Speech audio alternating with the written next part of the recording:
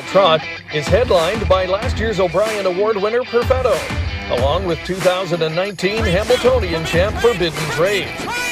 Two of the planet's fastest 4-year-old pacers, Warrawee Vital and tattoo artist, square off in a 4-year-old open pace on the undercard. That and much more coming up next on COSA-TV.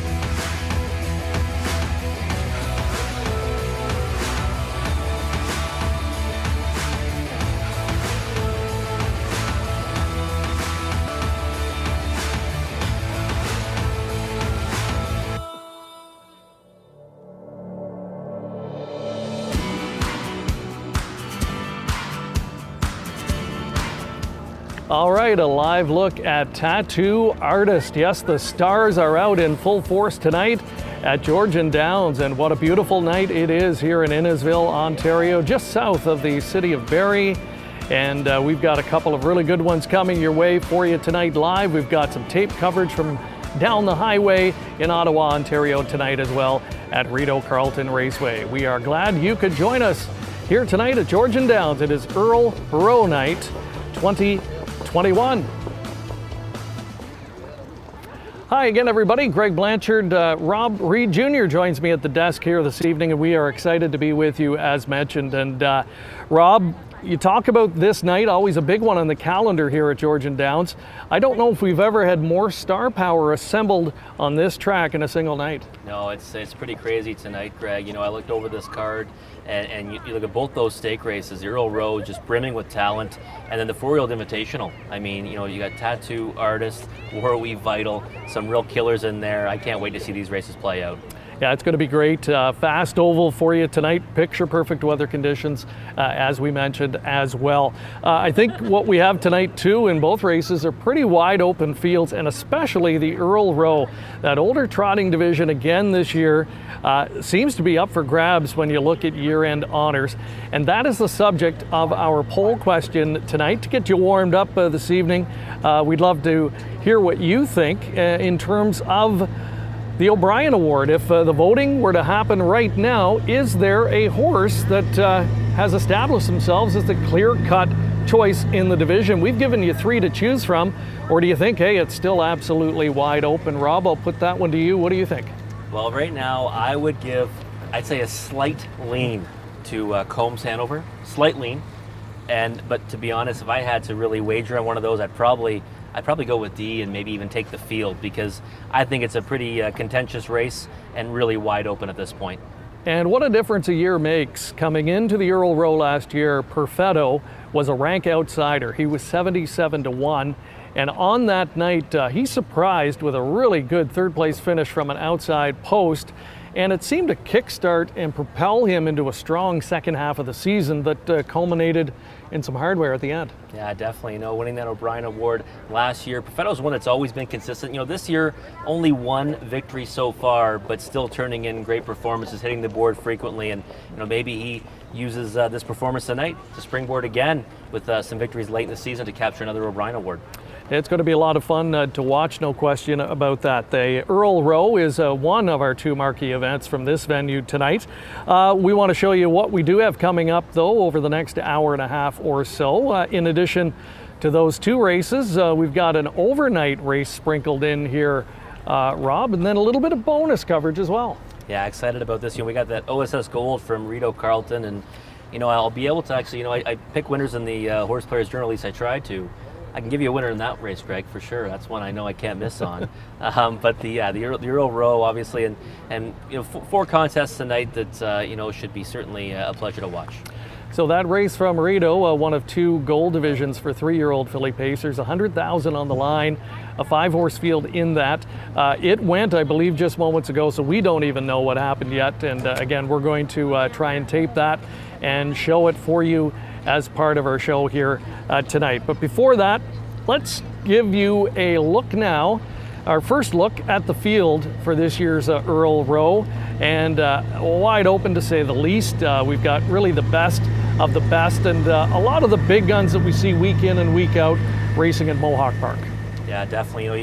You know, Combs Hanover winning the Preferred, I thought it was a really impressive victory, you know, last week in the Preferred at Mohawk Park. And you've got Forbidden Trade. That's the one that's intriguing to me, right? Hamiltonian champion, first time a Hamiltonian champion has raced Indeed. in this race, I believe, and last 2 seasons lightly raced, still had some success, over $100,000 made in each of those seasons. So he's the one I've got my eye on tonight. But you look at that field top to bottom, there's many possibilities, Greg. There's a lot of salty veterans in there, some hard hitters to say the least, but there's also a new kid on the block this year in the Earl Rowe, and his name is Combs Hanover. And Paul McDonnell, a gentleman that's kind of reinventing his career a little bit over the last few years, known as one of the best catch drivers in Canada for decades, and now doing a little bit of double duty, training and driving, and focusing more on the training side.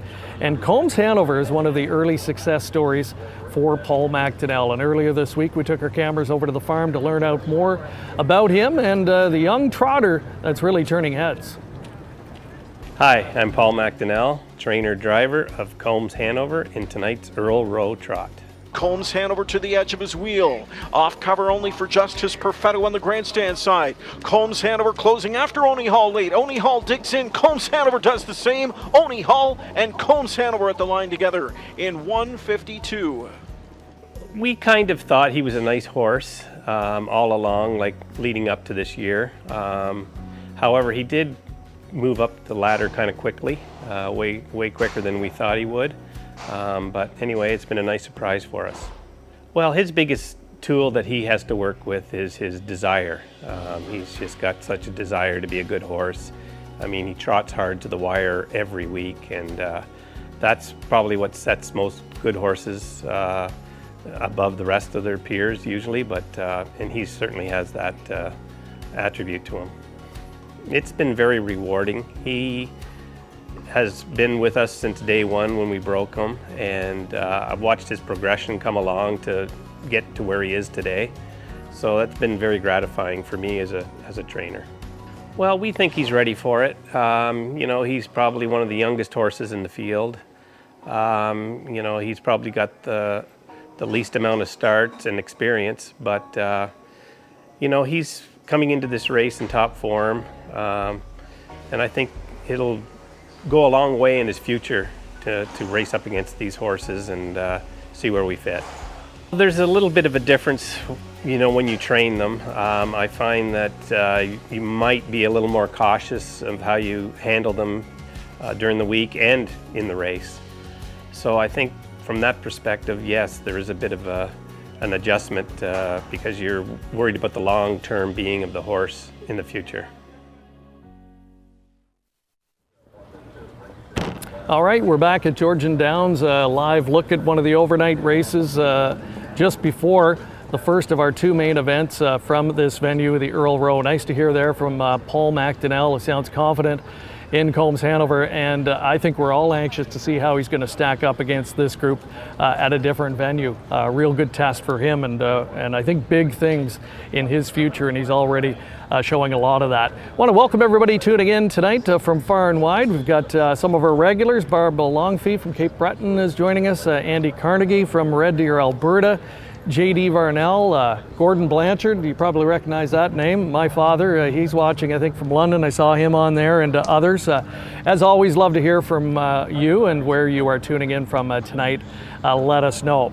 As mentioned, some bonus coverage tonight, Rob. Nice tilt up the highway, 1 of 2 tonight, couple of short fields, but extremely talented groups in those 3-year-old filly paces in the gold division. Yeah, definitely. The short fields, but packs a powerful punch, right? Very talented fillies, and sometimes when you have those shorter fields, you don't see a lot of action, but I think the one that we're going to show shortly had a little bit of action in it. And the thing about that, most of them get some money when they're short fields and big money on the line. So we're going to take you to that first gold event. It was just a few moments ago at Rideau Carlton, where we understand there was a mild upset that took place.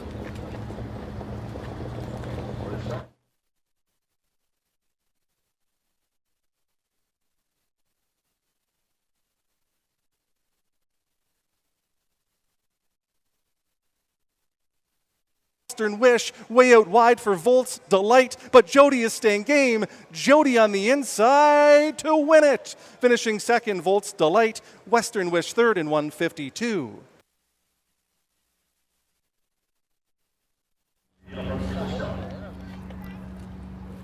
All right, yeah, a bit of an upset there. A double-digit winner, Jody, surprises and beats a good field, so a nice feather in her cap. Yeah, definitely.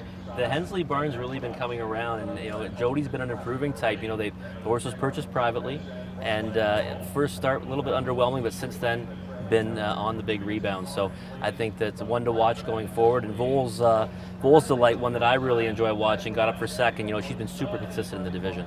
Yeah, and the Hensley barn, one of those stables, they don't have large numbers of horses, but they have quality and always very competitive. A husband-wife team that does very well here in Ontario. So that's a start for us here tonight. We've got the main event coming up. We'll take our first commercial break. When we come back, we'll talk more about this year's edition of the Earl Rowe Memorial Trot. By now, you know the name COSA-TV, an industry leader producing unique, high-quality digital content promoting harness racing in Ontario. Features, virtual programming, live events, and more. COSA-TV has it covered. Follow our social media channels and be sure to subscribe to our YouTube page to view the latest content. And if you're looking to bet your favorite Ontario track, check out hpibet.com. COSA-TV, taking Ontario racing global.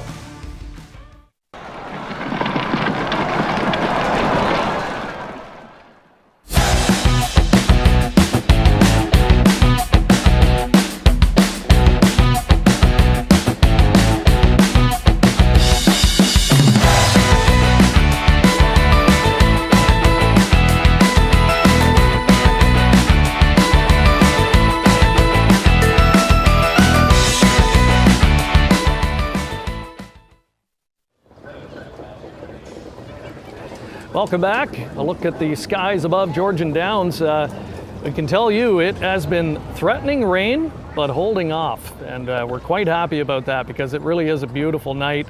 There has been some imminent bad weather in the area, but so far so good, and the forecast is looking promising here, and we hope it does remain because we've got some star power on display tonight. Again, welcome to our live coverage here on COSA-TV. Going to give a couple of more shout outs here. We've got Robbie McMillan tuning in from down east. Great to hear from him tonight. Nancy Hubbard all the way from Illinois. Hello to Nancy. We've got JD Varnell, as mentioned, GL Elliott from Mildmay, and Kevin Thompson from Foxborough, Massachusetts. Welcome to all of you tuning in tonight. Great to have you. Make sure to give us an answer in that poll question as well. But time to focus on the main event tonight, the Earl Rowe Memorial Trot this year with a purse of $75,000 on the line. Let's take another look at the field for this year's edition, and it really did come up strong, Rob. Full field of 9, so post position will be critical here, likely to a good result. Yeah, definitely. Post position is always important when you get to the shorter, surfaces. 5/8 here at Georgian Downs, and also for me, the first thing I do, Greg, when I look at a field like this is I look at the ones that have handled this, configuration before, because sometimes switching from a 7/8 to a 5/8, they don't like the turns, maybe make a miscue. Absolutely. So there again, a look at the field. The post 6 starter is the defending O'Brien Award winner as Canada's older trotter, Perfetto. And last year, we mentioned he was a huge long shot, almost 80-1 odds. This year, he gets a slightly better post position to work with, and he's got that title of O'Brien champion under his belt as well. Earlier in the week, we took a trip to Bay Cairn Training Center to find out more about Perfetto.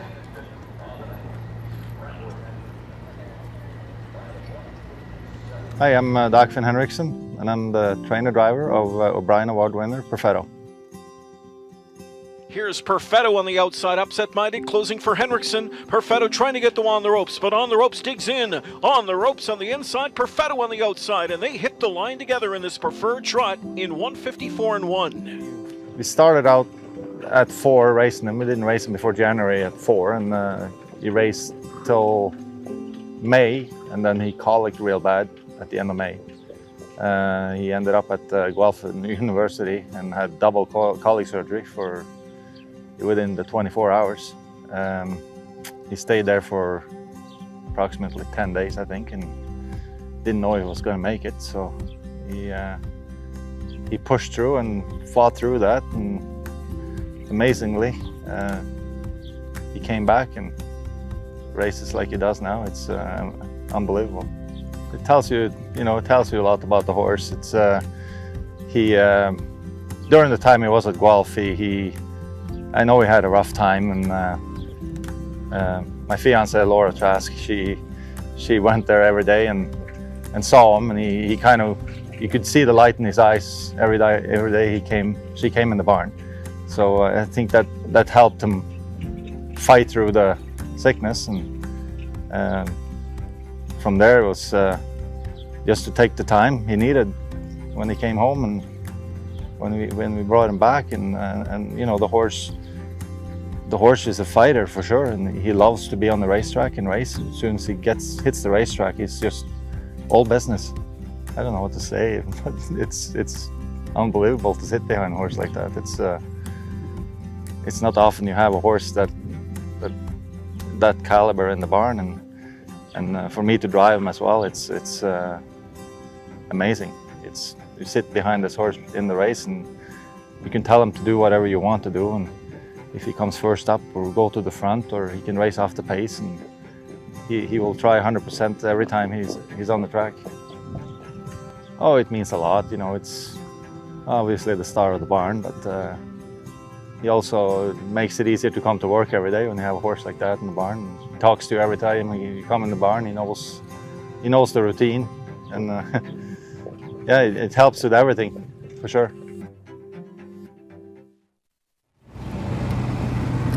Nice to get up close with the O'Brien Award winner from last year, Perfetto. Really a dream horse for the Dagfinn Henriksen stable, and his fiancée Laura Trask, and they do it all there, and they've got a nice stable. But of course, he's the bread and butter horse, if you will, and what a sweetheart of a horse, classy individual. He looks fantastic, and he's putting together another solid season. So you have to think he'll be a factor here once again tonight. Big moment though for a young up-and-comer, Rob. Austin Sorey is a guy that's turned heads here in Ontario the last couple of years, and he's been pretty busy the last few days. Yeah, definitely. I caught up with him earlier, but when you think about it, last Wednesday he was driving at Grand River, and then Thursday driving in Charlottetown at BEI, Friday and Saturday as well, the Gold Cup and Saucer last night, and now he's here driving the two biggest races of his life at Georgian Downs. So pretty incredible few days, and I know he's got to be pretty excited about this opportunity. All right, so earlier tonight, Rob, in fact, was able to catch up with Austin Sorey in our paddock location, got a few words in before his big night. All right, joined by Austin Sorey, one of the rising young talents in the sport of harness racing. And Austin, you're on track for a career season. And I got to ask you, though, Wednesday night you were driving at Grand River, then 3 nights driving in Charlottetown, Gold Cup and Saucer last night, and now you're here at Georgian Downs on this Sunday night to drive in 2 of the biggest races of your career. How does it feel to be Austin Sorey right now?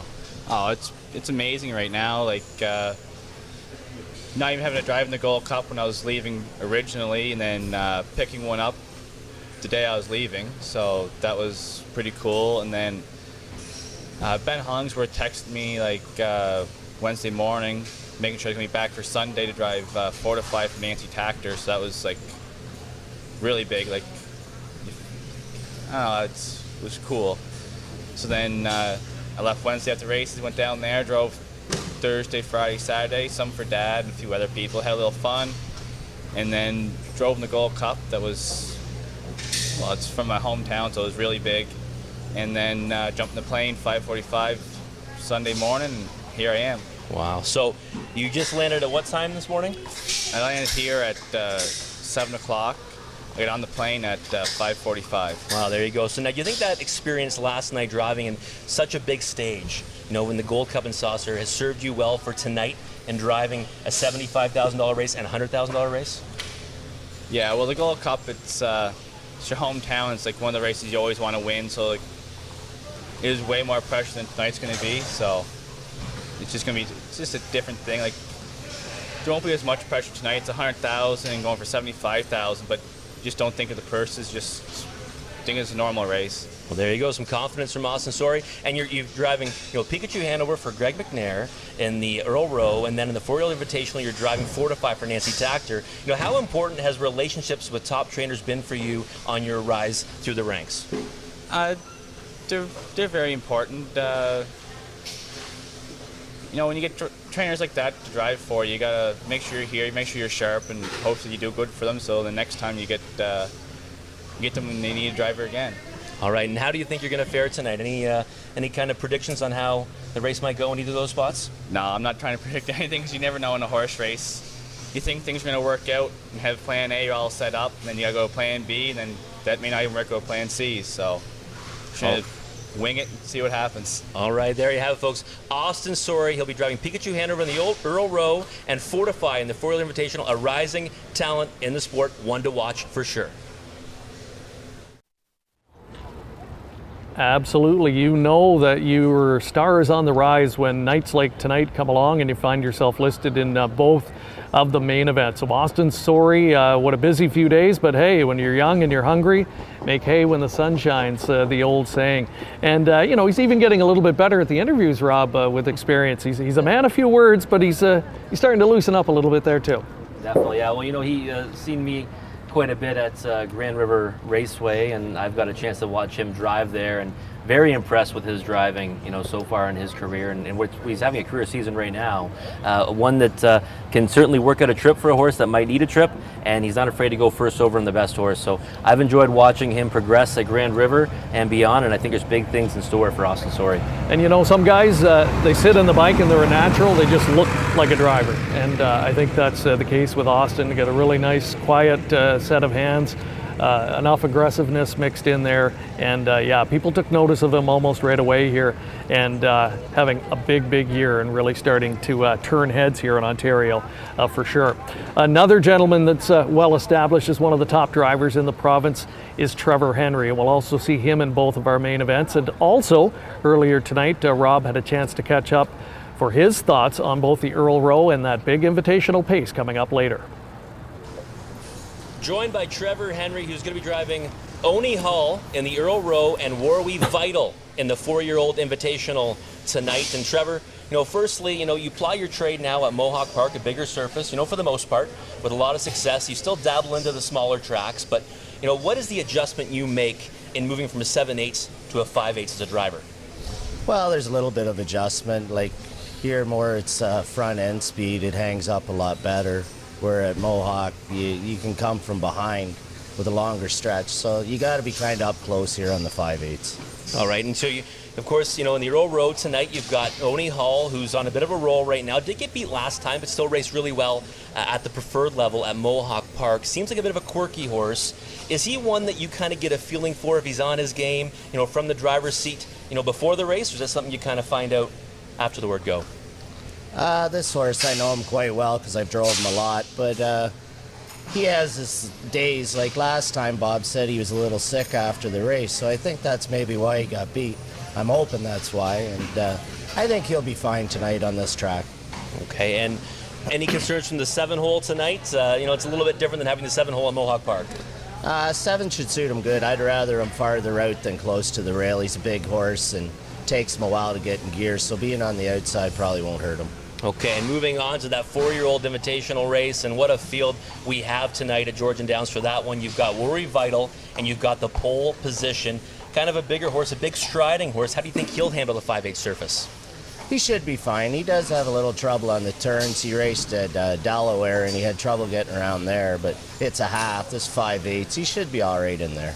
Okay, awesome. All right. Trevor Henry certainly seems pretty confident with his 2 drives. He's got Oni Hall in the Earl Rowe and Warwi Vital in the 4-year-old Invitational. Good luck tonight, Trevor. Thank you. And perfect timing. The horses and drivers are making their way to the track for the $75,000 Earl Rowe Memorial Invitational Trot. The Rowe family with a major impact on the sport of standardbred racing in Ontario for decades, and certainly in this area in particular. And the marquee event of the racing season named in honor of the late Earl Rowe. Excellent field of 9. There's a look at the current betting board, and hey, when you come in and you're a Hambletonian champion, I suppose you deserve a lot of respect. Is 3 to 5 a little bit too much right now for Forbidden Trade? It might be. 3 to 5 on any horse, might be too short of a price. Definitely, warrants the respect he's getting right now. Comes in with the most accolades. 3 to 5 is a short price though, Greg. All right, let's meet the field, and we talked about Austin Sorey. He picks up Pikachu Hanover here, the Hanover Hall 7-year-old. Began his racing career in Michigan. $20,000 yearling purchase now with $225,000 plus and counting. Number 2, Forbidden Trade. Here he is, the Hambletonian champion this season. 2 wins out of 7 starts, $121,000 made, over $1.6 million in the bank over his career. Looks good on the track. All right, Only for Justice, number 3. Chris Christopher driving, surprisingly, has never won this race before. This homebred son of Justice Hall, a career winner of almost $400,000. All right, number 4, Muscle Fashion. James McDonald aboard. Carmen Occhiello trains. He's got 2 in here, and Muscle Fashion has made $241,000 in his career. There's Paul McDonnell in Combs Hanover. We met him earlier, the new kid on the block. McDonnell won this race back in 2016 with Looks Like a Chippendale. There he is, the defending O'Brien Award winner, number 6, Perfetto for Dagfinn Henriksen. Little camera shy this year with 1 win out of 11 starts, but has over $465,000 made in his career. Bob McIntosh sends out 7 Oni Hall. Trevor Henry with the drive here. This guy won 6 in a row last fall at Mohawk Park and worked his way up to the preferred level at that time. He's been able to continue that form into this season. Number 8, Reign of Honor for trainer Tiffany Staley and driver Dennis St. Pierre. One that's made almost $500,000 in his career, and a bit of an outsider tonight from Post 8. And Mass Fortune K will complete the field. A son of Muscle Massive, one of 2 sent out by trainer Carmen Occhiello. This guy was a multiple winner in the Pennsylvania Stakes program earlier in his career. Occhiello's had him since June of last season. There's a look at the hardware tonight, the trophy that they're going to be competing for, the Earl Rowe Memorial Trophy. And a nice one it is. So it would certainly be a big feather in anyone's cap, Rob, to have their name embedded on that trophy. Yeah, definitely. That's a beautiful shot, too, of that trophy right there. And it's a prestigious race, that's for sure. I know that when I was in the paddock earlier, everyone seems pretty excited about tonight and the prospects of winning it. Right now, Forbidden Trade 4 to 5 on the board. Certainly one that you've got to put on top of your selections, at least I did, Greg, being that defending champion, the former champion of the Hambletonian. Looks good on the track right now. See Bob McClure going to score him down a little bit. And there he is, and when he won the Hambletonian, he certainly wasn't favored. But 3 to 5 here. He's a career winner of $1.6 million and counting. This year, mixed results, and he's had a spotty couple of seasons since the 3-year-old campaign. Only faced the gate 5 times last year. Did show flashes of brilliance, and this year a 2-time winner in 7. Last out though when the Cashman came up against a tough field. The trip didn't work out. They finished 10th there, but he's been able to win at the top level this season, and I think maybe a little bit of home cooking, as they say, will help him. Definitely, yeah, and the stable certainly been coming around and picking up wins in bunches right now, and 4th in a gold at 2 over this surface and 1 for 4 in his career on a 5/8 track. So on a race like this and being here trackside, it's great. You get a different vantage point than you do when you're watching at home on TV, and body language means a lot. And as we focus now on Combs Hanover, I really like the body language. The horse looks fantastic, nice and relaxed. And, especially when you consider that he is the newcomer of the group, by far the most lightly raced, only 23 starts, so it's amazing to see that already he's competing at this level. Yeah, his progression from 3 to 4 has really been incredible. I've always thought Combs Hanover was a talented gelding, but I didn't think he had what he's shown this season. What I really like about his latest effort on August the 10th when he won the Preferred at Mohawk Park is that he was forwardly placed. He went to the front, sat a trip up close before then closing back for the lead and winning by a nose. Before that, he looked more like a closing type, which would not really lend itself to success over this surface. I think, though, with the speed he showed last time, he might be forwardly placed tonight. Getting a look there at the number 4, Muscle Fashion, as the gate moves into position. This one started his racing career for Jim Campbell. He was a $65,000 yearling purchase, and things didn't go well early on in his career. He's moved to some different barns, but now with Carmen Auciello and starting to blossom here at age 6, he's a career winner of almost $250,000. We pick him up on the cable cam as the field begins to roll for this year's edition of the Earl Rowe Memorial Trot. The next voice you'll hear will be track announcer Gary Guy. It is Pikachu Hanover, Forbidden Trade, and Only for Justice to the inside of the center. Muscle Fashion and Combs Hanover and Perfetto on the outside. On a Hall and a Reign of Honor and Mass Fortune K. Field of 9 for the Earl Rowe Memorial. They're into the backstretch, gathering speed, approaching the start. And they're at the start of the round. Forbidden Trade is going to fly out quickly, also leaving Only for Justice and Muscle Fashion and Pikachu Hanover on the inside. And now Perfetto is charging on the outside. It is Perfetto who's 3 wide. 2 wide lane is Only for Justice. Forbidden Trade is on the inside with Pikachu Hanover. But right now it is Only for Justice, and Chris Christopher is going to take the lead. Forbidden Trade is second. Pikachu Hanover is third. And then Perfetto now finds the pylon fourth in front of Muscle Fashion and Combs Hanover. Opening quarter was a strong 26-4, and now here comes Forbidden Trade, who's moving up on the outside, and Forbidden Trade's going to take the lead. Racing second is Only for Justice as they race their way on past us, and then Pikachu Hanover and Perfetto as they roll up towards the half, and then racing to the outside. Position fifth now is Muscle Fashion, scooting up the inside to gain some ground is One Hall, and then as they race the backstretch on the inside, Mass Fortune K, and then it is back to Combs. Hanover is still 8th, and trailing the field is Reign of Honor. Forbidden Trade 1-5 on the board. 55 seconds the half off a 26-4 opening quarter. And it is Forbidden Trade. Only for Justice is right there, nose to helmet in the pocket. And Pikachu Hanover is 2 off the lane on the outside, is 2 off the lead, and racing on the outside lane. But it is Forbidden Trade who's got a lead of a couple of lengths. Only for Justice second, Pikachu Hanover third. Then One Hall and Mass Fortune K.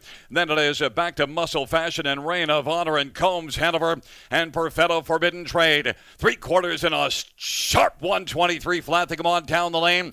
Forbidden Trade, and charging late is One Hall. Down to the inside is Only for Justice. It is Forbidden Trade against the timer off a 3/4 123 and wins it by about 4. And then finishing second, that was Only for Justice, then One Hall and Reign of Honor. 151-3, a new track record, smashing the old record of 153-1. It is Forbidden Trade. Wow, what a performance by Forbidden Trade. The Hambletonian champion returns to Canada with a bang. 151-3, Rob. That is just a tick off of the stakes record of 151-2 that was established back in 2017 by looks like a Chippendale.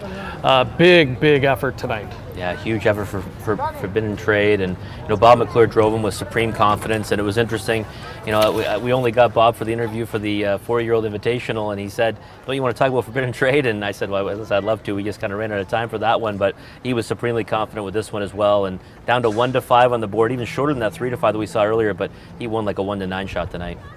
There are the fractions, and he just kept rolling when he made the lead. 55, 123, 151-3.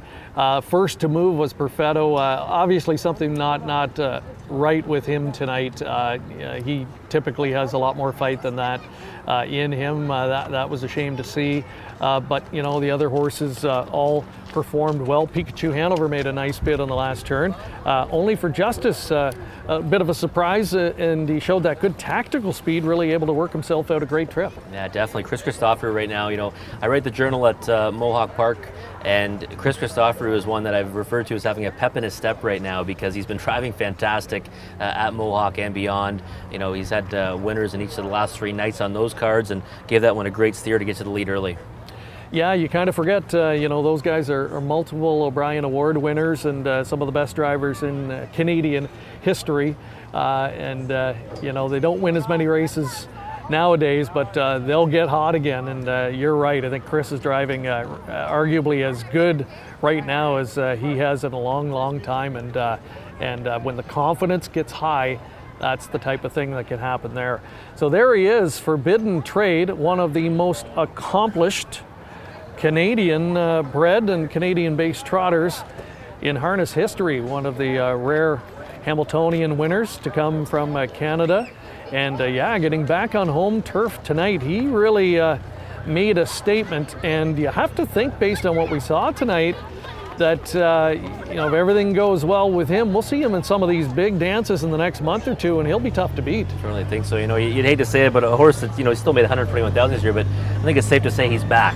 You know, he's back to that form we saw when he won the Hamiltonian and earned the bulk of his money in his career at the age of 3, because that was a real nice performance tonight, and I think we're going to see, like you said, Greg, great things out of this one going forward. The winner's trophy to the Happy Connections. Luke Blay, Bob McClure, they have accomplished so much together in the last 2 or 3 years for owner determination. Serge Gaudin of Quebec, they've won almost everything there is to win on the trotting side.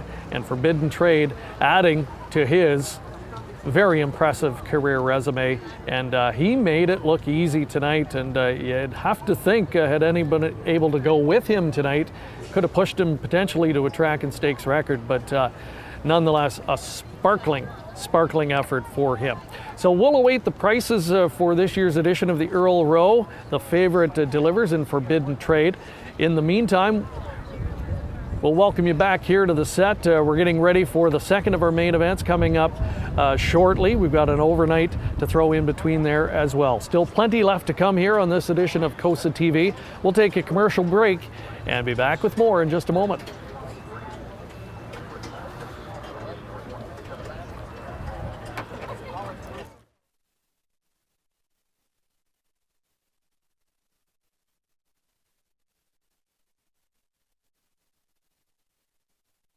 The Ontario Select Sale returns in 2021. The sale will be held September 26th at Winback Farm of Canada in Inglewood, Ontario. The sale will be live and have online bidding available. It also features first Ontario crop yearlings from My MVP. Sale consignment also highlighted by yearlings from Art Speak, Better Than Cheddar, and Shadow Play. For more information, visit OntarioSelectYearlingSale.com. Enjoy the thrill of the race anywhere, anytime with HPIBet.com. Join for free and use your smartphone, tablet, or PC to watch and wager when you can't be at the track. Stream live racing from over 450 tracks. Bet with ease from anywhere. It's safe and secure. Get rewards, race alerts, tips, and more. For a limited time, get $100 when you become a member. Plus, 1 month free live race streaming, and your first bet is on us. Go to HPIBet.com to join for free today. Welcome back to Georgian Downs. The Earl Rowe Memorial Trot is in the books, and one of the most impressive efforts in the history of the event turned in tonight by Forbidden Trade, 151 and 3, just a tick off of the stakes record, again established by Looks Like a Chippendale back in 2017. The first of our two co-headline events here tonight. The $100,000 four-year-old invitational pace comes in race number 9. We've got an overnight race coming in between that, but I want to give you a look now at the field that will be here for that four-year-old invite. And again, this field came up very strong. Great job by the race office putting this one together. Some of the most talented performers in harness racing are here, including tattoo artist, Warrawee Vital, and more. Yeah, definitely. It's a solid field top to bottom, Greg. You know, you got tattoo artists returning to the care of Dr. Ian Moore and coming back north of the border off a win of 47-1. Warrawee Vital drawing the pole position, you know, after winning 2 in a row at Mohawk Park, including the preferred. And you know, there's even a host of others in here that, you know, could throw their hat into the ring, including Fortify, the two-horse who will race, you know, for Nancy Tactor, Austin Sorey aboard, and has been racing well in his own right at Mohawk Park. So there's a look again at the field. Poseidon Sealster unfortunately gets the worst of the post draw tonight, but stellar field of 9 set to go postward. We mentioned a tattoo artist, and boy, last year, I have to be frank, he surprised me at the level that he attained last year, and the fact that he was able to sustain it. Not a real big horse, and I just kind of thought last year, as he bangs heads with the best in the division and as the season goes on, is he going to be able to maintain his form? Well, he did that in spades. And this year, same thing. I was just not 100% sure how he would adjust to life in the tougher 4-year-old ranks, but he's passed those tests as well with flying colors. Oh, definitely. Tattoo Artist, won the super final at 2, and then a great, 3-year-old season as well. There is a look at him now back into the care of Ian Moore. He had a stint south of the border this year before coming here. A lot of big trips there, but again, he has shown that he fits with the very best in North America. Definitely, yeah. This season, he's got 3 wins of the starts, and certainly only just under 100,000 made. But that 3-year-old season, finishing second in the North America Cup, some incredible performances as a sophomore, and I think now he's going to really do well in the latter half of his 4-year-old season. And another MO for this horse was that tactical speed that he showed last year. So often he was able to go to the front, bottom out fields, and then when he was in against the tall dark strangers, well, because of his gate speed, able to get spotted and get those good trips and capitalize with some really good results. We've seen that early dazzling speed on display again this year, and no more evident than his most recent start. It came on Hambo Day at the Meadowlands. We're going to give you a look back at that, a career best effort for him in a preferred pace. And you want to check out the fractional times here. He blasted to the front in 25 seconds, the half in an amazing 52 seconds. We'll pick up the call with Ken Horkington. It's Tattoo Artist in front after a dazzling half mile. Poseidon sails to a dreamy 2-hole ride. So Nandolo first over, inches up a closer third. Beaumont Hanover stride for stride with him in fourth as they head by 3/4. Great Dragon is pinned in. He is stride for stride with On the Cards, but Tattoo Artist is opened up by 5 3/4. Amazing! 1:18 and 3. Tattoo Artist in front by 6.5, 7. Has blown it wide open here. Nandolo rallies up into second. Brassy Hanover is closing from way out of it, and Doge Gizmo. Tattoo Artist getting leg weary. Brassy Hanover. Nandolo's closing in. Tattoo Artist needs the line. Tattoo Artist! And Nandolo, it's too close to call. Then Brassy Hanover and West Delight in 1:47 and 1. A photo for win. An effort there, 1:47 and 1, and amazing to say that a horse was tiring when he comes home in 28 and 3 off those fractions. He certainly was getting a little tired, but understandably so. Nonetheless, a career best clocking for Tattoo Artist. Now the question is, how is he acclimated back here to Canada? We saw with Forbidden Trade, obviously it was all good there. And Ian Moore, how about a big couple of days for him? Lawless Shadow bounces back in a big way yesterday. Yeah, incredible victory from Lawless Shadow. And interesting enough with Lawless Shadow, he's won 4 of 5 starts south of the border, the Meadowlands pace, the Hemp now, and up here races well in the OSS Golds, but he's actually ranked 5th in the standings right now. So Dr. Ian Moore, big day yesterday, and might carry that into tonight with a big chance in that 4-year-old invitation. All righty, and we've got another promotion happening tonight as well. So again, we want to welcome you to our live coverage this evening on COSA-TV. And for those watching tonight, everyone who comments, shares, likes our feed tonight, you'll be entered for a draw to win a autographed set of colors. And this time it's James McDonald, none other than Canada's leading driver this season. He is in the midst of a career best campaign. Really can do no wrong of late, and one of the drivers who has donated a set of autographed colors. So another great giveaway tonight. Everyone who drops us a line, you'll be automatically entered for a chance to win that as well. All right, we continue our coverage here tonight from Georgian Downs, and we continue to look at the field, looking ahead to that 4-year-old invitational over in race number 9. The other really big gun in the field in terms of what he's accomplished to date, Warwi Vital, who has the advantage of post number 1 to work with here tonight as we get a look at the horses and drivers coming out for our 8th race here tonight. It's an overnight race that we're going to show you coming up in just a few moments. We've got a field of 8 here, $15,000 claiming pacers going to the post in this one. And we'll see many of the same drivers in action here as well. But getting back to that 4-year-old invitational, as we mentioned, Warrawee Vital, a horse that's been one of the most electrifying 4-year-old pacers as well. He's thrown up some big speed early on this season, already under 149 on multiple occasions, and he, like Tattoo Artist, was kind of forced to start his campaign south of the border. Yeah, definitely. And I've been really impressed by what Warrawee Vital's done since returning back, north of the border. 3rd in the Preferred in his first start back, and then rhymed off 2 big victories at Mohawk Park, including the Preferred last time. I think that he's in real fine form right now coming into this, and is obviously one of the biggest forces in the race. Unlike Tattoo Artist, Warrawee Vital has been back here in Canada for a while, and I love the tune-up miles that he has had recently at Mohawk Park, and he's got the benefit of Post 1 to work with here. Last year, as the season progressed, he showed over and over that he could step to the very top level, and one of his finest moments coming late in the year at Lexington's Red Mile in a division of the Bluegrass Stakes, where he was taking on some of the very best in the division. Warrawee Vital was never better. We're going to give you a look back at that here in a moment. That was his 147-1 career best clocking. Look for him down along the inside, sitting 5th at this point. We'll pick up the stretch drive of the Bluegrass.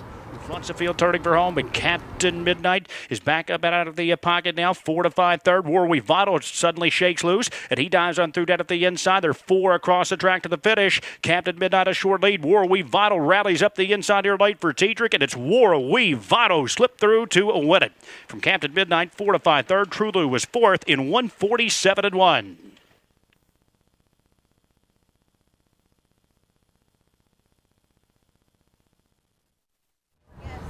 Timmy Tetrick was in the driver's seat on that occasion behind Warrawee Vital, one of 9 outstanding 4-year-olds that will square off over in race number 9 tonight. But before that, we've got an overnight race to look at here.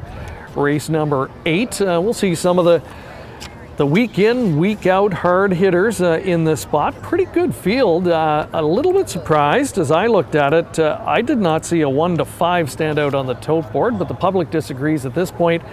Blue Monk from the Richard Moreau stable getting all the attention. Yeah, Blue Monk getting all the attention. Second start for Richard Moreau, and the price is really short right now. I thought the last effort from this one was okay from post 6, but does it warrant that short of a price? Probably not right now, Greg. There's a look at that one. 6 to 5, so drifting up now on the tote board. High Flying Jamie is the number 1 in the field, getting 6 to 1 support. 2-time winner in 12 this year. Drew Neal, another PEI native here in Ontario, now plying his trade. He does the training and the driving on this one for owner Gary Anderson of London, Ontario, and just missed last time at Grand River, and you would have seen that race, Rob, and looked like the horse turned in a big effort that night. Yeah, I thought it was a really nice effort by High Flying Jamie, and the all-important pole position tonight here at Georgian Downs. The only thing I'll say about that, though, is that this is a condition claimer, event, and that one, the conditions were now as a 15,000 life, so it might look like the horse is actually back in the same class. He's not. He's facing tougher tonight, so he was one that when I looked at it, I said, well, this one will probably take support, but I might side elsewhere. Number 2, Lobel Bruiser, right now the solid second choice at 2 to 1. 2 back here at Georgian Downs. Finished 4th, wasn't beaten all that badly. Got forced into a first over move in the final half and just kind of held position. Didn't tire badly, but couldn't make up the stagger late to win, but did get it done last time at Grand River. And again, I didn't see that race, Rob, that night, but it looks like the horse maybe had a perfect 2-hole trip and capitalized. Yeah, he did have a perfect 2-hole trip, but he wasn't a known as a 25,000 life, $15,000 claimer. So a spot that's comparable to this one, and I did like that effort. And even 2 back, first over a long way, and 2 to 1 on the board though right now, the clear second choice. I think one that's got a big chance with Colin Kelly aboard. All right, we're getting set to go here again. A big welcome to everybody tuning in tonight. Just heard from Karen Bennett and said that James would love to have his colors for his number one fan, 80-year-old Betty Bennett. And if Betty's watching it tonight, a big shout out to her. Apparently James is number one fan. So yeah, good luck in that draw. The starting 8 rolling for our overnight event next. A field of 7 with the scratch of number 5, Elroy Shiner. And again, Gary Guy has the description.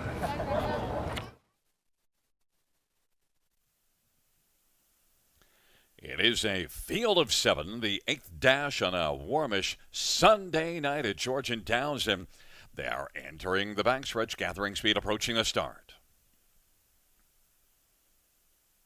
Field for the 8th race is at the start, and they're off, and high-flying Jamie on the inside. Blue Monk is going to gun out sharply. It is Blue Monk and high-flying Jamie. Blue Monk's going to take the lead. High-flying Jamie is second. Lobel Bruiser is third away. Then Finkel Einhorn, Just Plain Needy to the outside. Then Riot and Adrenaline Rush. Blue Monk has got the lead and is in front by about 2.5 lengths right now. High flying Jamie and still pressing on the outside. Lobel Bruiser as they race their way past the quarter in 27-2. And it is Blue Monk, and Lobel Bruiser is now looking to squeeze into the pocket and was able to do so in front of high flying Jamie. Then it is Finkel Einhorn and Just Plain Needy and Riot, and trailing is Adrenaline Rush. And it is Blue Monk off that 27-2 opening quarter. They're in a line as they race up towards the half. And right now, Blue Monk and Bob McClure with a lead of about 2 lengths over Lobel Bruiser. High flying Jamie is racing third, and then Finkel Einhorn is racing fourth, and then it is back to Just Plain Needy, Adrenaline Rush, and Riot is last. They race on to 3/4 off a half of 56 seconds. Blue Monk and Bob McClure with a lead of about 2.25. Lobel Bruiser, Colin Kelly to the inside. High flying Jamie and Drew Neal to the outside. He's getting up a little closer now and has taken over second. And then now is wheeled to within about a length of the front. And from the backfield flying now is Riot. And then it's Just Plain Needy down to the inside. Finkel Einhorn and Adrenaline Rush. It is Blue Monk. Now Blue Monk is under siege. High flying Jamie and Riot. 3/4, 124-4. And Riot to the outside. High flying Jamie in the center of the track. It is now Riot on the outside. Riot and high flying Jamie, and on the inside Lobel Bruiser as they come to the finish. Lobel Bruiser up the inside. In the center of the track it is Riot. Riot wins it. Lobel Bruiser was second. Third is between Adrenaline Rush and high flying Jamie. 1:55 flats. From that angle. There's a look at the finish. It looks like Riot is home free here, but check out Lobel Bruiser closing on the inside to make this very close. Very close. That's tight on the wire, yeah, Greg. Tighter than we thought coming in. And it was difficult to tell from the cable cam shot. It was hard to get a good read exactly on where that finish line was. And from this angle, we might be able to tell. I couldn't call it. On both angles. It's very close. I didn't hear who Gary Guy called, but same type of trip for Lobel Bruiser this time around, and coming up the inside like he did at Grand River.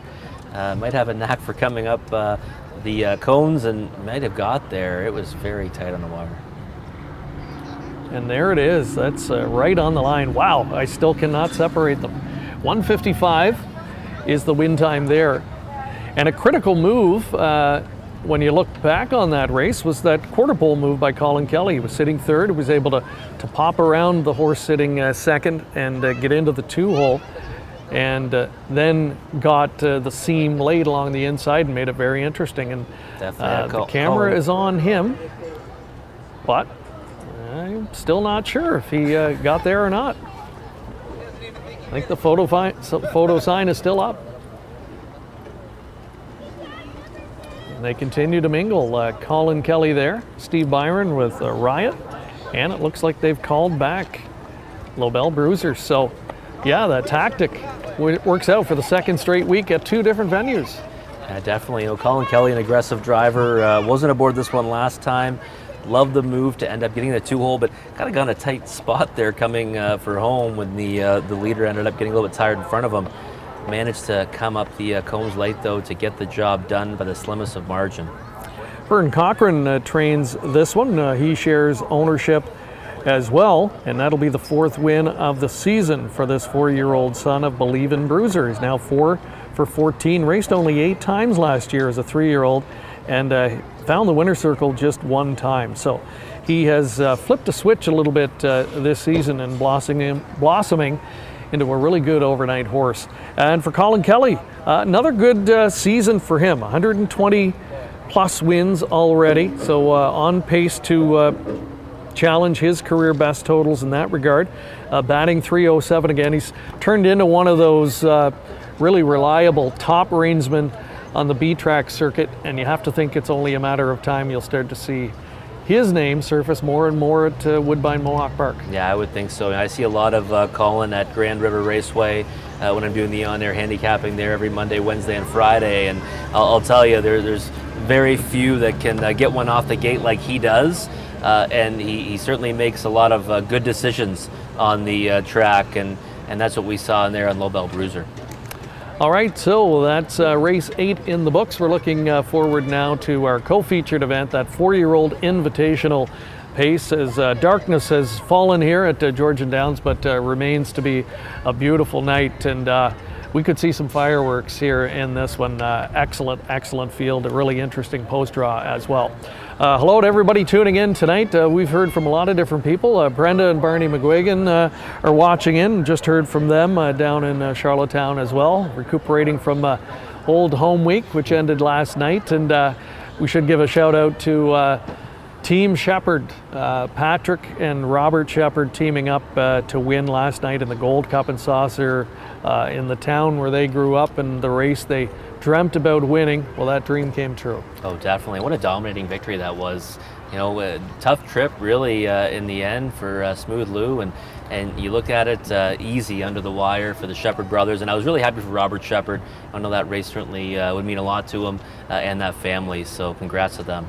Yeah, the entire family there celebrating last night. Some great shots of that celebration as well. And congratulations to the entire team at Red Shores in Charlottetown. Another fantastic edition of Old Home Week. Felt a little bit more like normal from what I hear compared to last year, of course. And we can only imagine what next year will bring if, as long as everything keeps going in the right direction. As mentioned, we're going to turn our attention next to our main event. We'll take another quick commercial break, and when we come back, we will continue to set up that 4-year-old invitational pace from Georgian Downs.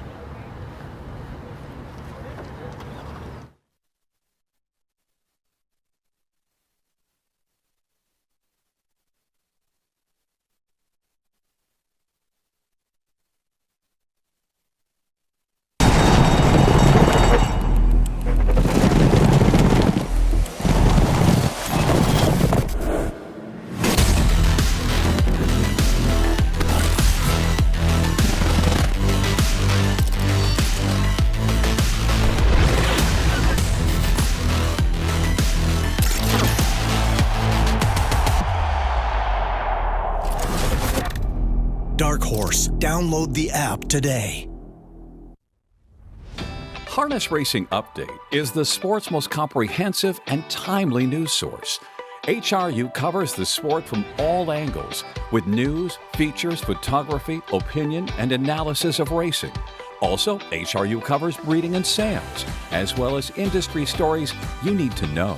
It's all delivered by a deep, diverse, and talented team of writers and photographers. And the best news is that it's free to subscribe. Subscribe to HRU today for free at harnessracingupdate.com and see what everyone is talking about.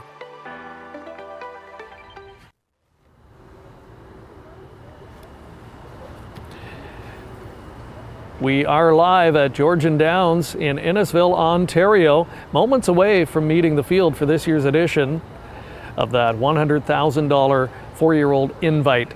The sister track, Flamborough Downs, annually hosts the Confederation Cup, which is a paid-in event for the 4-year-olds. That was not able to happen this year, so great that they're able to schedule this into the calendar at a time where these horses are all looking for a race like this, and we're glad to be able to bring it to you live tonight. Don't forget, we've got the giveaway again tonight for a set of driver colors. James McDonald's autograph colors are going to be given away following the show tonight. So for everybody that leaves a comment, like, share the feed tonight, you will be entered for a chance to win. Another shout out, we're going to say hi to Phil Cool. Phil's watching from Inverness tonight. He's home on vacation. I believe he was taking in some of the festivities in Old Home Week as well. My daughter Shayna is working for Julie Walker this summer, her first job working for a racing stable this summer, and has the distinct privilege of working with Mr. Cool, and really enjoys that. So big shout out to Phil and all the gang from the Julie Walker stable as well. Let's have a look now at the field page for our upcoming contest here. It's a 4-year-old invitational, $100,000 on the line. Bob McClure reunited with tattoo artist as he returns to Canada. Earlier tonight, Rob had a chance to catch up with Bob McClure and get his thoughts on being reunited with this champion pacer. All right, joined by Bob McClure, who'll be driving Tattoo Artist in the 4-year-old invitational here tonight at Georgian Downs. First of all, Bob, you came off the track in the opener. You got the job done. Any insight to how the track's playing tonight? No, not really. I mean, the one I had was probably the best in the race and just got to the front. Seemed like pretty easy fractions, so it's not going to tell any track bias. I know this track's been really bad all year, so we're just hoping it tightens up for tonight. Okay, so, aboard Tattoo Artist tonight in the 4-year-old invitational, and one that you had tremendous success aboard last season, 4 gold wins, a second in the North America Cup. Have not driven, though, in some time. Any process that you have getting aboard one that you haven't sat behind in a long time? No, not really. He's a special horse, and he's very easy to drive. He's obviously got unbelievable gate speed. We're on a 5/8 mile track. It's going to be put to good use. Okay, and any insight? Dr. Ian Moore just got this one back under his care, and tremendous success. At 2 and at 3. For that conditioner. Have you had any word yet from Doc on how this one might be doing? No, but I know what he would say, and he'd say he's great. But coming from Doc Moore, he's had him his whole career, done very well with him, and he's coming from a trainer like Chris Ryder, so you're going to get, really, you're getting mostly Chris Ryder's training into this race, so that's got to give you a ton of confidence too. All right, well, any, maybe insight on what the strategy might be tonight? Front end. There you go, look at that. A very confident Bob McClure, who'll be aboard Tattoo Artist in the 4-year-old invitational tonight at Georgian Downs. Good luck, Bob. Thank you. There's a look at Doc Moore, final preparations and Tattoo Artist. What do you think, Rob? Does he have his game face on or what? Sure, it looks like he does, doesn't he? He looks like a professional athlete right there, ready to go out and compete on a championship event. Looks really, really got his game face on tonight. Big shout out to Alex in the paddock working the camera there and getting those fantastic shots. Nothing like getting up close and personal with these star performers. And they're now getting ready to come on out to the racetrack in just moments for this $100,000 invitational pace. So let's talk handicapping before they come out. We'll meet the field here in a moment, but you've had a chance to look this race over a few times. I'm sure people at home tonight are playing along on their HPI accounts. And how would you play the race?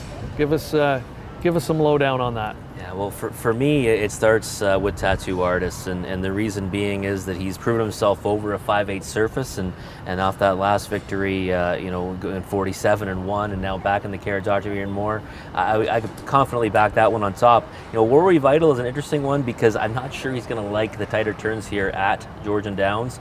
When he raced in the jug eliminations in Delaware last season, big horse, big stride, didn't really like those tighter turns there. So, he's one that I'd be a little bit concerned with right now at 2-1. Well, one thing about Tattoo Artist that we know, he can get off the wings with the very best that there are. So It's going to take some kind of gate speed to loop him, certainly from the outside, or even keep him out for those that are closer down to the inside. He can really snap the gate and gives Bob McClure a lot of options. You know, he's had some big miles under him already this season, but as you can see there, he looks absolutely fantastic. There's a look at Cold Creek Cabo. Scott Young picks up the drive, and this is a horse whose star is really on the rise of late as well. So let's meet the entire field. Warrawee Vital, career winner in 147-1 last year at Lexington. He won the Simcoe and the Sun Beach Somewhere Stakes here in Canada. Just a $32,000 yearling purchase. He is now closing in on $350,000 lifetime. Fortify, a son of Sweet Lou, just surpassed $400,000 in career earnings, has a mark of 147-3. Beyond Better, a homebred for the Bob McIntosh Stables, CSX Stables, and Dave Boyle. Bob McIntosh trains. And Travis Henry picks up a big drive here with this guy. Career winner of $165,000, but very talented. And there he is, tattoo artist, now back in the care of Dr. Ian Moore. Bob McClure reunited. This one finished second in the North America Cup last season, and looks bound for good things tonight, Greg. Quick shout out to Mark McKelvey, our colleague. He was working today at Woodbine as part of the Queen's Plate. They had a huge day there. We miss you, Mark, but hey, we'll see you back for our next show next month. We had a look there at 6 Mayhem Hanover. Greg McNair does the training. Chris Christoforou. We talked about the year he's having. He's got a shot here to pull an upset. Yeah, number 7, Groovy Joe for Blake McIntosh and Paul McDonnell, and one that's definitely an outsider, 40-1 on the board. Moneyman Hill is the number 8 in the field. J.R. Plant will be on board for Dwayne Marfisi.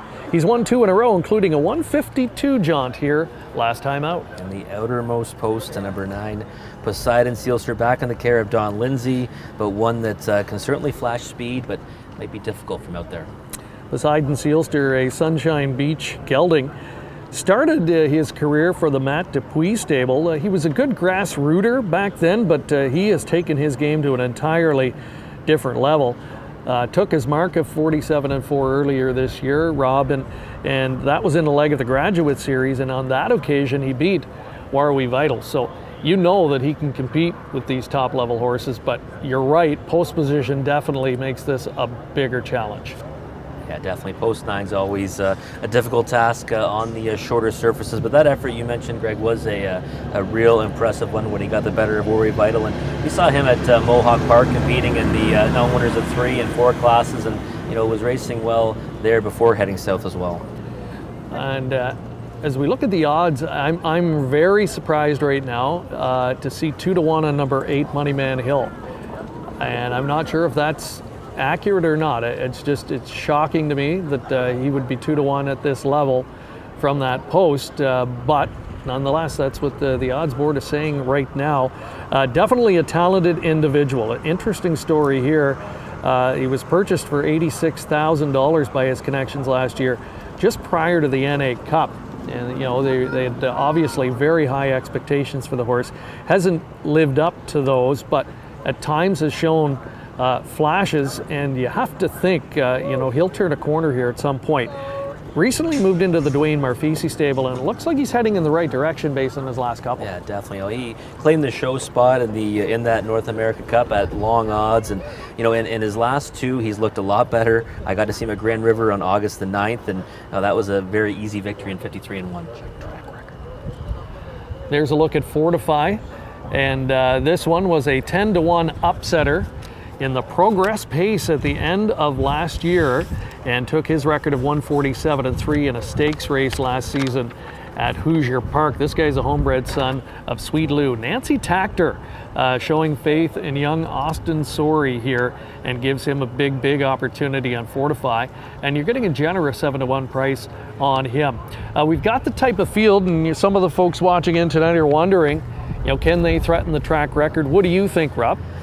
149 flat's a pretty big mile, but hey, we saw Forbidden Trade go a big mile on the Trot side and 51 and change, so listen, these horses are certainly talented enough to do it, and there's going to be big speed early. You've got Worry Vital from the pole position. You've got Tattoo Artist. Bob McClure called his shot. He's going to the front, so we might see some really big fractions, and it might set up for a possibility at that track record. We're getting set to roll, and as we move in behind the gate, Tattoo Artist getting the late money at 4-5. Can Bob McClure make it a big driving double here tonight? Beyond Better is my potential upset candidate. He's one that I think can hit the ticket at 30-1. Talented horse and maybe in a good spot to capitalize if there's big speed up front. The starting 8 in motion. 4-year-old invitational pace. Gary Guy has the call. Taking up their positions, Worry Vital, Fortify, and Beyond Better on the inside. In the center, Tattoo Artist and Coal Creek Capo, and Mayhem Hanover. To the outside, Groovy Joe, Money Man Hill, and Poseidon Sealster. It is a field of 9 for race number 9. They're nearing the start.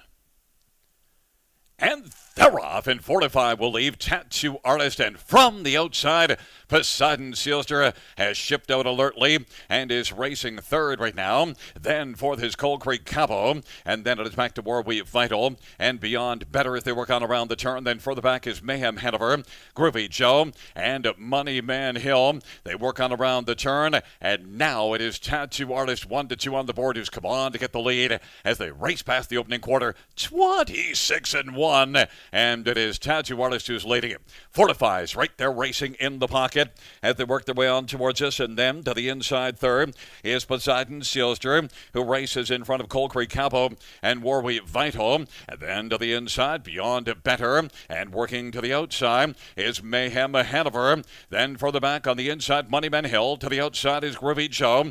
They work into the backstretch. Tattoo Artist, 54-1 the halftime. That lead right now is a length and a half. Fortifies right there, fortifying in the pocket. And Worry Vital is working first over. Poseidon Sealster is on the inside, racing fourth. And then Mayhem Hanover gets a little closer to the outside. Then it's back to Coal Creek Capo and Groovy Joe and Beyond Better. And then Money Man Hill, but it is still Tattoo Artist the one to beat. They race on up to 3/4. That lead is a length and a half. Fortify in the pocket, 3/4. 22-1. And it is Tattoo Artist as they're about to reach the top of the stretch. Fortifies racing second, looking for the upset. Then Worry Vital, and on the inside, Poseidon Sealster on down the lane. Tattoo Artist and chasing is Fortify. Tattoo Artist and Fortify is digging. Fortify is getting closer, but Tattoo Artist is digging in. Tattoo Artist and Fortify. Tattoo Artist appeared to hold on. Fortify. Then it was Mayhem Hanover and Worry Vital. 149 flat equals the Georgian Downs track record.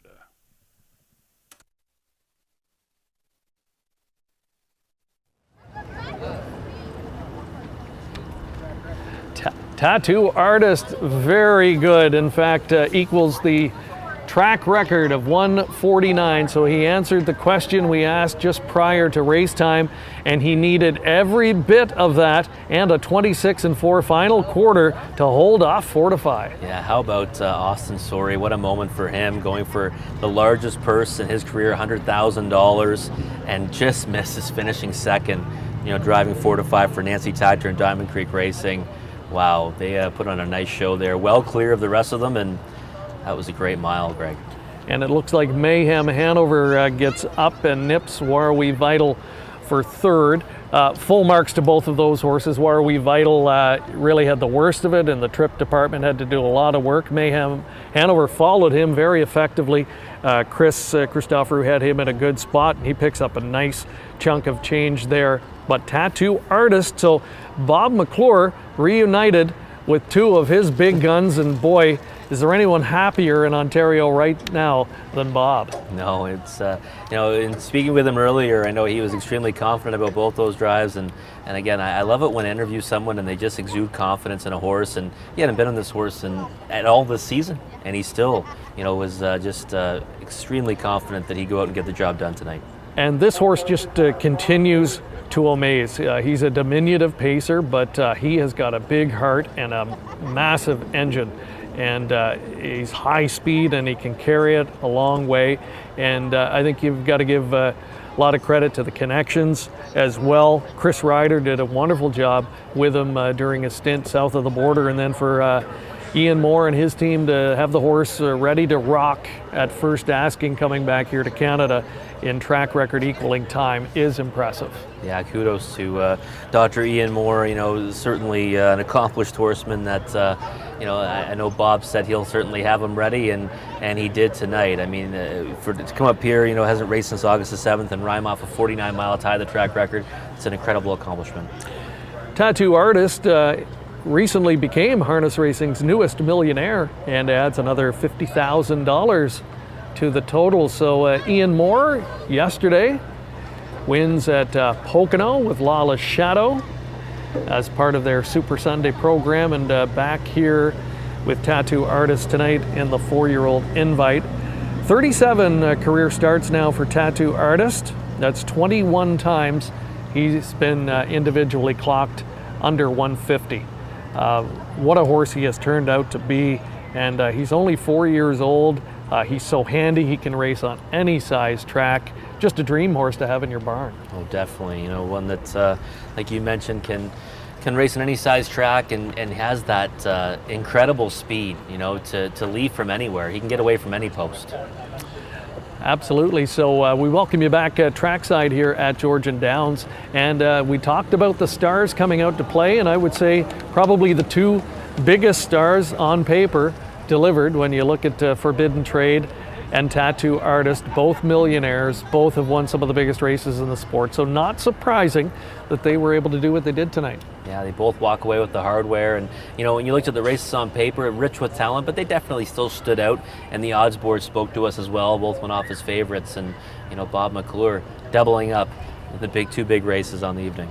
How fun is it going to be to track these guys throughout the balance of the season, because we are really just getting into the heart of the busiest time of the year for stakes here in Ontario. Coming up over the next month and a half, it is one major race after another, so it's going to be so much fun to watch these horses perform. Tattoo Artist, a popular winner, $3, and equals the track record with a 1:49 clocking. So that is going to do it for tonight's show. Again, we thank you so much for joining us.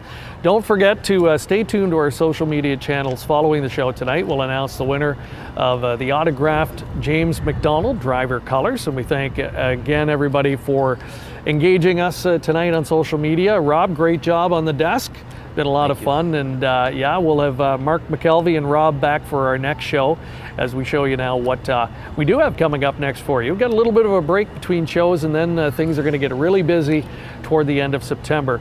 But as mentioned, so much happening at Woodbine Mohawk Park throughout September. Of course, the Pepsi North America Cup's just a little over 2 weeks away. September 11th this year. Canadian Pacing Derby, Metro, races like that. We'll be back next with our live show on September 25th. The Mohawk Million is back for its second year, and then we'll have those grassroots finals and super finals as well. So maybe just a quick thought, Rob, on the night as we wrap it up. What do you take away from this evening? Well, I just take away, that the champions rise to the top, right? You saw Hamiltonian champion, the first time ever having one of those race in the Earl Rowe, get the job done. Returning back to Ontario, reunited with Bob McClure, and then another one doing the same thing. Tattoo Artist, just an incredible season at both 2 and 3, and having a good one as well at 4. Now back with Dr. Ian Moore, back with Bob McClure, gets the job done. So the cream rises to the top, Greg. Alrighty, so that does it for tonight. Thank you again so much for watching here this evening. Enjoy the rest of your Sunday night, and we will see you next time on COSA-TV. So long from Georgian Downs. By now, you know the name COSA-TV, an industry leader producing unique, high-quality digital content promoting harness racing in Ontario. Features, virtual programming, live events, and more. COSA-TV has it covered. Follow our social media channels and be sure to subscribe to our YouTube page to view the latest content. And if you're looking to bet your favorite Ontario track, check out HPIBet.com. COSA-TV, taking Ontario racing global.